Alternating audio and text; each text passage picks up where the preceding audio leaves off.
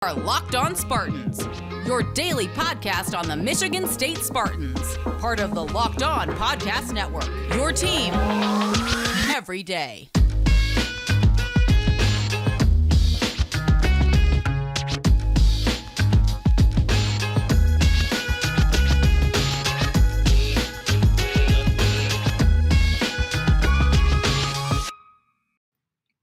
Locked On Spartans Nation, how on earth is everyone doing on this fantastic Tuesday? Thank you so much for starting your day with us at Locked On Spartans. I am your host, Matt Sheehan. And if you ever want to yell at me, you have any questions, you have any comments, you have any segment ideas, hit me up, lockedonspartans@gmail.com. And also, hey, please rate, review, and subscribe to the podcast. Yes, you probably already know this by now, but it's called Locked On Spartans, and we do this 5 days a week here on the Locked On Podcast Network, covering your favorite college sports team. Also, if you're watching on YouTube, smash that subscribe button, please. And yeah, if you're still listening on the podcast the old-fashioned way, hey, thanks a lot. I really do appreciate you guys for sticking along here. Hey, we're going to have a fun show today. At the end of it, we're going to name someone's GOAT. Yeah, someone reached out to the email address being like, hey, I'm getting a few GOATs. You have to name one. That's a lot of pressure. I don't know if I've ever felt that kind of pressure before while hosting this podcast, so we're going to give that a go. Until then, we got some a little bit of football news to talk about. Nothing too earth-shattering, but definitely worth talking about. And then second segment, we got a fun little hypothetical about basketball transfers with some names that might be familiar to you guys.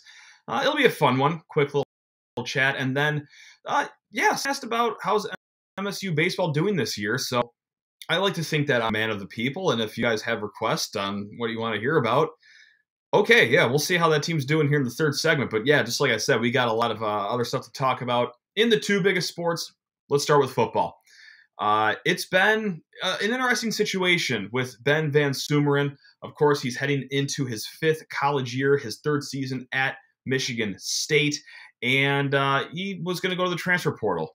Understandably so, too. Because as a linebacker, in that very crowded linebacker room that Michigan State has, the fact of the matter was that he was going to be pretty low on the depth chart, pretty behind in the pecking order. But the interesting part is that he was still practicing with the team constantly.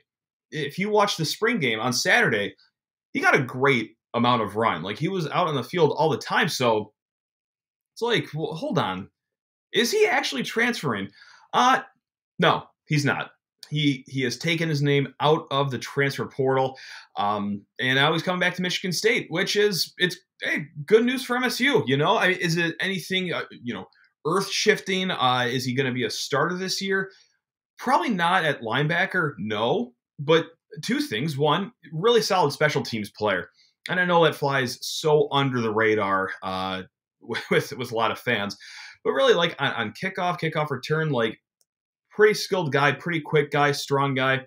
And also, number two, crazy things have happened, right? I mean, look, MSU didn't have the linebacker depth next year that they did in last year, or vice versa.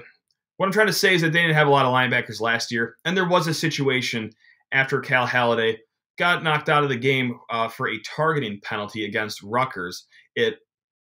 It was Ben VanSumeren's time. So, hey, maybe something crazy happens, a few injuries, a few disqualifications happening. Okay, we got a very experienced guy coming into the fold, ready to play some linebacker for Michigan State. Now, why he withdrew? We might never know, but I think it's not crazy to think that, okay, this is a guy that is, like I said, going into his fifth year of college. Would it have been worth going to a third place in 5 years, learning a whole new scheme, still not being guaranteed a starting position?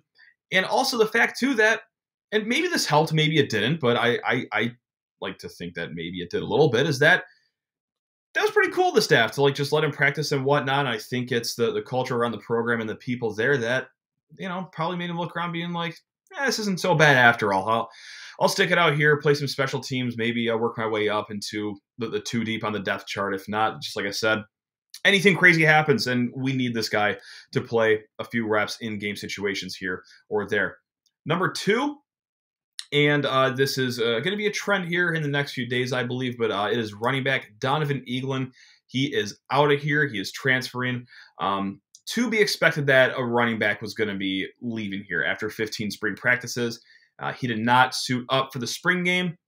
He did also play a lot on special teams last year. He played in all 13 games, special teams for all 13, but also had 6 carries against Youngstown State as well. I believe it was 33 yards. He had a long run of 14 yards. And yeah, best of luck to him wherever he goes. This is a very crowded running back room. We've talked about it time and time again, especially in the spring. But you got Jarek Broussard, Jalen Berger. Okay, those are 2 dynamite transfers that might be number 1 and 2 on the depth chart, no matter where you slice it. Davion Prim getting a lot of shine from the coaching staff so far this year. You have returners like Eli Collins, Jordan Simmons.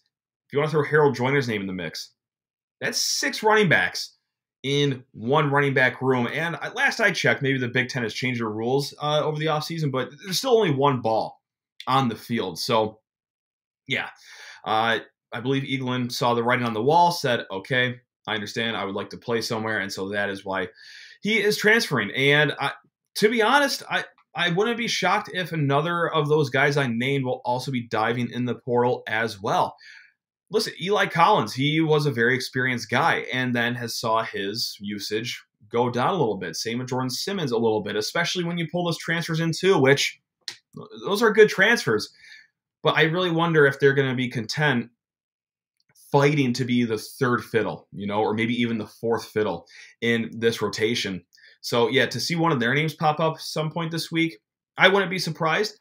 I want to make it clear I'm not speaking as someone that has inside information. I'm being cute about it. Like, it's just a number at this point that, listen, unless they just absolutely love East Lansing and love their major that they're in, they just love campus. Oh, especially in April when it's snowing on the 18th. God, that's just great. But if they don't, if they prioritize football, which they're football players, come on, it might be time to go. Now, just to hypothesize other position groups, I'm not going to directly name names, like being like, oh, X, definitely he's going to hit the portal. But I wouldn't be shocked to see a quarterback go, right? I mean, listen, you have Noah Kim, you have Hamp Fay, you have Caden Hauser, all behind Peyton Thorne. Kind of a crowded room for 3 guys that probably have Division I aspirations, or if maybe even transferring to D2. I don't know. Out of our hands once they leave Michigan State. But, okay, you can't play 4 quarterbacks at the same time. Pretty tough to play 2 quarterbacks at the same time, and you don't see a lot of 3 quarterbacks at the same time these days. So I wouldn't be too shocked to see one of those guys go. Maybe defensive end. You see a name drop. Like, we got 6 names going for 2 positions. You got Chris Bogle, you got Jeff Petrowski, Tank Brown, Michael Fletcher, Brandon Wright, who's been pretty solid at the end of last season and this spring. You have Avery Dunn as well. I don't expect any of them to, but if anyone does, I don't think I'd be all too surprised. I mean, I think it works out pretty well. Bogle, Petrowski, experienced guys. Fletcher also experienced, but you got like Tank Brown, who's a young guy, Avery Dunn, who I believe is a sophomore, young guy. He's got a lot of career ahead of him. And then, well, Brandon Wright, who will probably be used in 3rd down situations. So I think there's use for all those guys. And the only other position group I can really think that maybe will have attrition is perhaps the wide receiver room. Perhaps. I mean, like a Jaden Reed, Montori Foster, Keon Coleman, Trey Mosley, Chris Fitzpatrick, Terry Lockett. You want to throw K. McDonald's name in there? Be my guess. That's 7 names right there. But again, like, a lot of these kids are young. A lot of these kids are young and got a lot of football ahead of them. So I don't think it'd be a situation where they're like, oh, I'm so upset that I'm not going to be playing a lot. So I don't think wide receiver will have attrition, but in this day and age where there's a lot of transferring going on, I guess that would be a position group that doesn't necessarily like floor me. Now, with that said, position groups I don't expect attrition from. Okay, offensive line. Like, an offensive lineman leaves, I'm going to be a little concerned because every offensive lineman is a hit away from being thrusted into a starting role.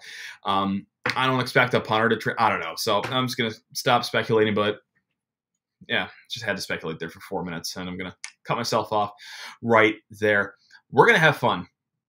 Well, I guess I'll let you be the judge of that. I think we're going to have fun in the next segment because we're going to dive into a hypothetical that I was thinking of here. But first, I just got to talk to you fine people about betonline.net.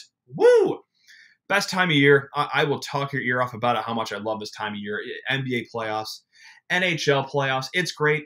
After 82 hockey games of me not watching a single shift, I will bet on these as if, I was just born in the northern rural areas of Canada, and all I done was played hockey my entire life. I'll act like I'm an expert just like that. You also got golf season. You got MLB. You got it all. And BetOnline.net has it all. They are your number one source for all your sports betting stats and sports info.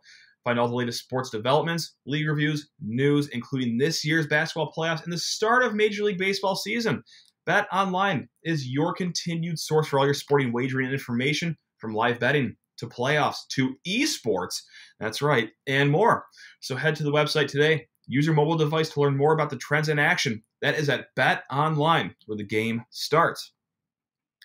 And before diving into this basketball hypothetical that I've been teasing, hey, just want to thank you for making Locked On Spartans your first listen every single day here on the Locked On Podcast Network.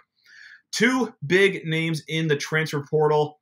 One's like a big national name, and then the other one's probably just big just for Michigan State fans. The first is, you've probably already heard this by now, Emoni Bates.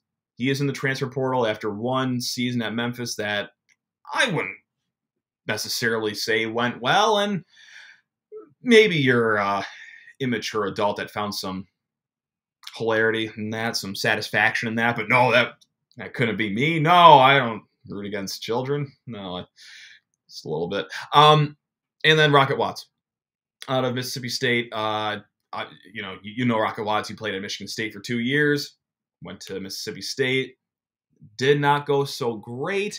Maybe that was because his hip injury in the offseason. He had a tough injury to bounce back from, but also showed a lot of the same things that we saw at Michigan State. 24% from three on the year down in Starkville, 4.4 points per game in just 13.4 minutes per game. And then also, like, one of our biggest pet peeves, this is back when Will Hunter was a co-host, but we would just cry about this all the time, is that he would never get to the free throw line. Guy's a great free throw shooter, and he would just refuse to draw contact when he drove to the lane. And this year, for the Bulldogs, he only had 5 free throw attempts the entire season. So, like, yeah, I know his playing time went down just to 13 minutes, but, like, couldn't find the line more than 5 times the entire year. Hey, shot 100% from the line, too. Went 5 for 5. Anyway, the hypothetical here is, in a dream world, and I am using hypothetical with a capital H right here because I don't think either are going to happen, but who would you rather have join the team next year for Michigan State? Would you rather bring back the prodigal son, Rocket Watts, or would you bring home the Emoni Bates family circus to East Lansing? I think there's arguments to be made for both. On one hand, hey, the program knows Rocket. Rocket knows the program. Fun player, perhaps. Hope maybe you could chalk up to his woes in Starkville to be on the hip injury. Maybe he's a little better after this year. And then Emoni Bates. Listen, I put it at a 2% shot tops that this happens, but this is a kid that was interested in Michigan State, or so we thought. We could all have our own opinions on, what that commitment was all about at the beginning, but hey, at the grand scheme of it all, he was committed to Michigan State, decommitted, and then when it was time to decide where am I going to go to college, it was between Michigan State, Memphis, and Oregon, I believe, and then, he chose Memphis, and then average 6 points per game, I believe. Shot below average from 3, below average from the free throw line. But hey, listen, at the end of the day, kid's still 17 years old playing against older kids. Now, does that excuse everything from what has happened? Not just his season at Memphis, but before that? I don't think so, but I'm not the judge of everything basketball. What I am here to judge, though, is who would be better on next year's team for Michigan State if I had to pick. And,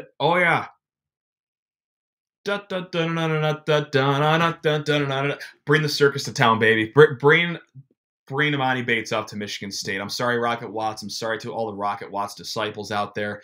Great kid. Hoping for the best for him. Really hope he kills it wherever he goes next. But I just don't think that he would fit all too well on this team. And I think we've already seen what he can and cannot do. And especially with Tyson Walker already here, AJ Hoggard already here, Jaden Aiken's already here. I think we're good on that front. Now, what could be fun what could be fun is like, yeah, the lanky, long, 6'9" kid that at one point was the top prospect in the entire country. At some point in his life, he showed that he can hit any shot.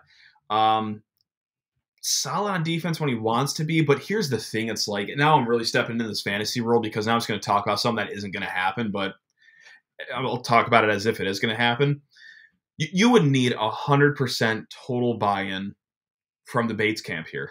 Like, no nonsense.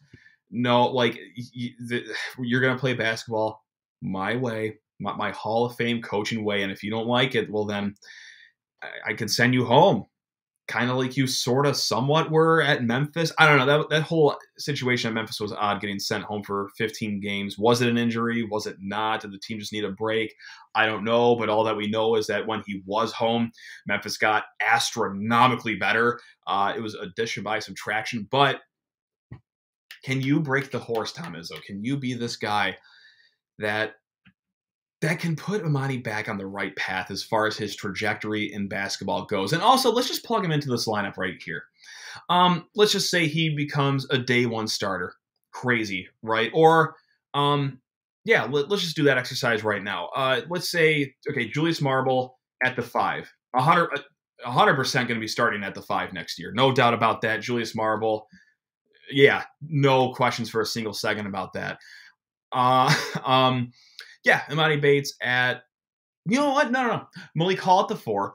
Emoni Bates at the 3. Tyson Walker at the 2. AJ Hoggard at the 1. Or let's just say Julius Marble goes on study abroad or something like that. Doesn't really want to play basketball next year. We lean into small ball next year. And I know that sounds odd that, hey, we're going to throw the 6'9" guy in here to play some small ball. But hear me out. Joey Hauser at the 5. Emoni Bates at the 3. No, Emoni Bates at the 4. God, I can't talk. Jaden Akins at the 3. Some great team chemistry going on right there. Emoni Bates, Jaden Akins. That's just going to be smooth sailing right off the get-go. And then Tyson Walker at the 2. AJ Hoggard at the 1. If not for nothing else, that will be very entertaining to see on the court. Listen, if we're going to pick one of these transfers, we might as well take the entertaining route, I suppose. And, yeah, the guy that has a little more upside. So yeah, just want to do that little exercise right here. Yeah. Also, I've shouted out this email address probably 285,000 times in my life, but I will do it one more time. It is lockedonspartans@gmail.com. And someone reached out and said, can you talk more MSU baseball? Again, hey, I'm all ears, especially in the offseason, for segment ideas, topic ideas. I'm here for you guys. You guys are the best. I want to fulfill all your needs. Point blank, though, I don't think the MSU baseball team would necessarily want me to talk about MSU baseball right now because it ain't good. It ain't good whatsoever. Just how ain't good is it? Let's get into it right here. Okay. Ooh. Okay. Baseball is 13-19 overall on the season. They are 2-7 in conference play, and they've lost 13 of their last 16. They were swept by Michigan over the weekend in 3 games to a combined score of 30-11. 30-11. And before that, your Michigan State baseball Spartans, God, I feel bad. You know, I'm sure all the kids are trying hard. They were beat by Western Michigan 18-7. A great prop bet would be, who's going to score more this year against Michigan State? Western's baseball team or their football team when they roll in to Spartan Stadium to kick off the football season? I don't know, actually. I don't know what bet I would take, but the number is 18 because that's how many runs the Broncos hung up. This is not a good trajectory for the baseball program, point blank, for anyone that cares about it. Last year, they were 17-27 overall. Okay, 2020, wonky year, got cut way short. We all know the story there. 2019, they were 20-34. 2018, they were 20-32. So we are well on our way to the 4th straight full season of sub-500 baseball. Not great. Not great if you're Jake Boss in the Michigan State Spartans. Now, I will say this, though. I will say this. It's not going to be a total defecate on the baseball program and Jake Boss Power Hour right now, although things are not going well whatsoever. He's been here since 2008. And still in his career, he is over 500 in his career. And 5 of MSU's 10 best seasons record-wise are under his watch. That buys you some longevity here. For better or for potentially worse, like we're probably seeing here in the last 4 seasons as we're going down the old slope here. And I get it, like, Big Ten country isn't a bastion of baseball. Like, you're not going to be killing it in recruiting every single year and whatnot. And in the grand scheme of things nationally, like, no, you're probably not going to be prevalent, like, ever. And that's, like, so mean to say, but that's just the fact of the matter. Like, I know Michigan had that really fun year a few years ago. Okay, Indiana sometimes gets in the mix, but, like, that's rare even for pretty good Big Ten programs to do. So, yeah, I guess what I'm saying is that, like, yeah, it's not going well for Michigan State, but, like, do you make the change, though, off your most successful baseball coach that you've had in quite some time? I don't know, and it'll be interesting to see which direction Alan Haller goes here. Hey, Dan Cole was just let go for hockey, and I know hockey is on a higher platform than baseball, but in some of these Olympic sports or non-revenue sports, I guess we'll call them, is that a lot of MSU coaches have been here for quite some time, and that was a theme under Hollis. You know, the softball coach Jackie Joseph, I believe, got to struggle through some really bad years, really bad years at Michigan State. And it wasn't really, I don't want to say it wasn't thought about, but obviously it wasn't addressed. But things got a little better after that. So I don't know. Very fascinating move coming up with all the non-revenue sports. Going to be interesting to see how aggressive he is with all that. So yeah, so that's your baseball talk. I don't know how much longer we'll be doing baseball talk, but hey, it's the off season and someone wanted to hear about it, and it's becoming quite a trend that's not great, and we're just going to shine some light on it. Go green, though. Prove me wrong. Finish out the season on a winning streak. Let's go. All right. Most exciting moment of the show's history right now. And this is from my guy, Joe. And Joe sat behind me at the Miami game this year. It was a religious experience. I felt like I reconnected with a long friend, even though I never met the guy my entire life. It was a completely astronomical vibe going on in Miami Gardens. And he hits us with this one, lockdownspartans@gmail.com. And this is how many emails start. I'm getting a few goats in a couple of months and need names. Yeah. Okay, you've come to the right spot. Obviously, it has to be MSU related because that is 95% of my personality. You get to name a goat. Don't let me down. And he also says, note that the first few will be females. Okay, I got 5 names written down in front of me for goats. And they range from horribly punny and probably not like fun to say over and over again. And the first one is, okay, got to put on a serious face, Joe Bachi. Yeah, and I know that like goats like neigh instead of like ba. You can tell us because we're really big into animal noises with my 18-month-old son. But first, Joe Bachi. Okay, if anyone didn't just immediately turn it off and roll their eyes and cringe in disgust, thank you so much for riding out the rest of the segment. Really do appreciate that. This is something that someone reached out to me on Twitter about, and I already had something like this written down, but I like the way that he phrased it better. Instead of ma'a nauteote, just ma'a gote. Like it says goat in his name, so just like say it like goat instead of fumbling over his last name like I do. So that's number 2. The note that the goat will be female is interesting because I found out about 4 hours ago when I was researching this that female goats are named does. They are also does, kind of like deer. Who knew? Not me. So you could go with something more modern, like Darius Doe or Percy Doe, if you will, or also Doris Peterson, or Doe Pete for short, if you were a fan during the 2000 national title year. But the GOAT name that I've landed on, this is my first place pick. This is the one that I'm proud of, and I really hope it sounds as good out loud as it does in my head. But what do goats eat? What do goats eat? When I think goat, I think grazing on grass. So with that said, the goat name is for the goat point guard, Gracious Winston. Gracious Winston. I want you to name your goat Gracious Winston. I want to say that for a fourth time. Gracious Winston. Okay, that's what I got for best goat names. Now, if you listening or watching have something better, either A, comment below if you're watching on YouTube, or hit me up on Twitter, Sheehan_sports, or email lockedonspartans@gmail.com. We're going to name this herd of goats one MSU pun at a time, and it's going to be fantastic. Joe, thank you so much for the email. Hope you're doing well, man. Next time MSU plays in Miami, let's meet up. God, that was great. And thank you all for listening, guys. You are all truly the best. Later on this week, we will have Colton Pouncey of The Athletic. Know you guys always love to hear from him. We could be having news here pretty soon, whether it be basketball, transfer portal news, football transfer portal news, hopefully some football commits. We'll see about all that. But yeah, hey, you already know where to catch all the reactions to that news. It's right here on the Locked On Spartans podcast. So thank you so much for making us your first listen every single day. Now go make go make your second listen Locked On NFL Draft.